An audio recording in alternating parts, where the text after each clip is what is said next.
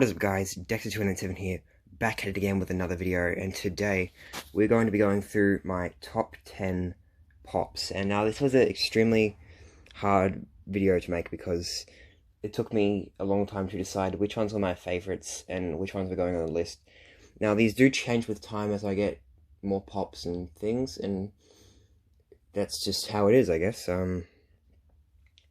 I will sort of hint at the value. I don't really know the exact values of any of them, but some of them I do, so I'll let you know what I know when we're going through the pops. So at number 10, we have Elsa.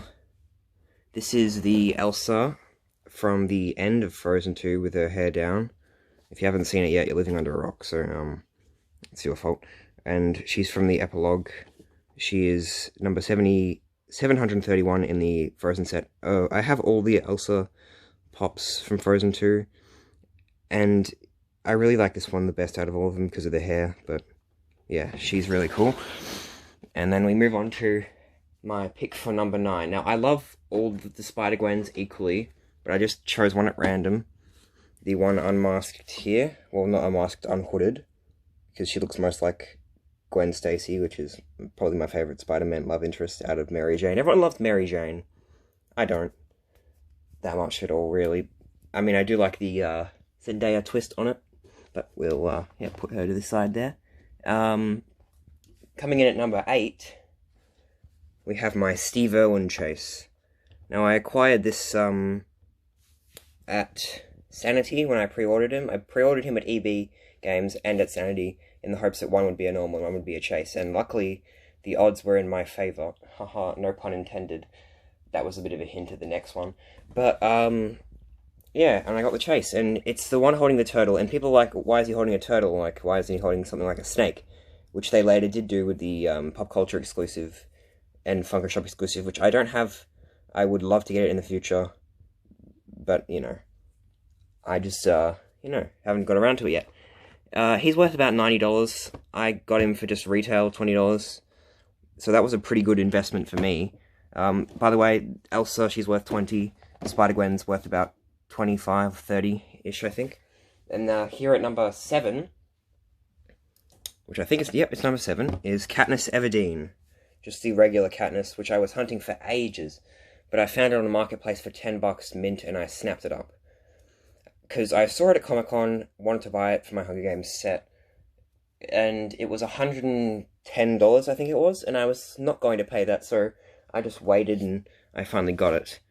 The only one I'm missing now from the set is the wedding dress Katniss, which I saw once at a bookshop and I passed it up like an idiot. But I'll get it one day.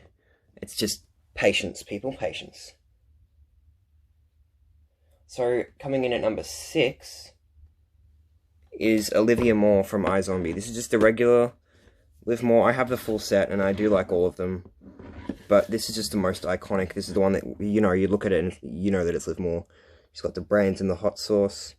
It's pretty awesome. I got the set of 4 for like 100, and I think the set now goes for around 200. So that was pretty good. That was a while ago. It was a pretty nice score. Now coming in at number 5, I think it's number 5. Yeah, it's number 5 because I can count. Emma Swan from Once Upon a Time. Now, I got her for just regular price, $20 off Marketplace, along with a couple other Once Upon a Time ones. I technically have the full set now, if you're not counting variations.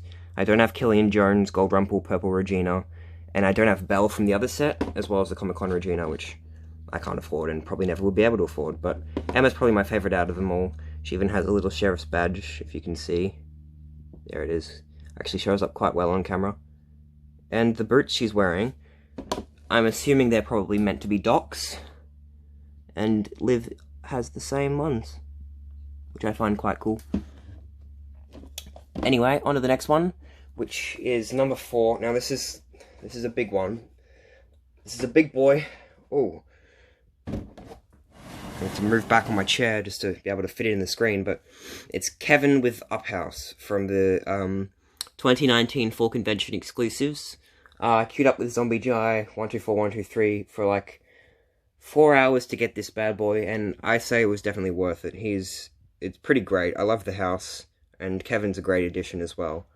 I nearly chose Doug over this, but the Up House can't be beat. I think it goes for about $90 now. I don't really care about the pricing of it. I paid $60, which I was expecting to pay $70. I brought too much money with me to Sanity when we queued up, and managed to get an extra pop. Because I saved up for ages thinking it was going to be more expensive than it was. But it actually didn't turn out to be that expensive, so that's pretty cool. And coming up at number 3, which is Gerard Way with red tie. Now, if you're wondering why I haven't put all of them Gerard Way in here, it's because I've decided to limit each, one to, a singular series, which is why I don't have more than one Hunger Games, more than one, Marvel or anything like that. So that's why I chose, this is probably my favourite Gerard Way out of the set. It's him from the Helena video. I mean, it's basically just red tie Gerard, but he looks like this in the Helena video anyway.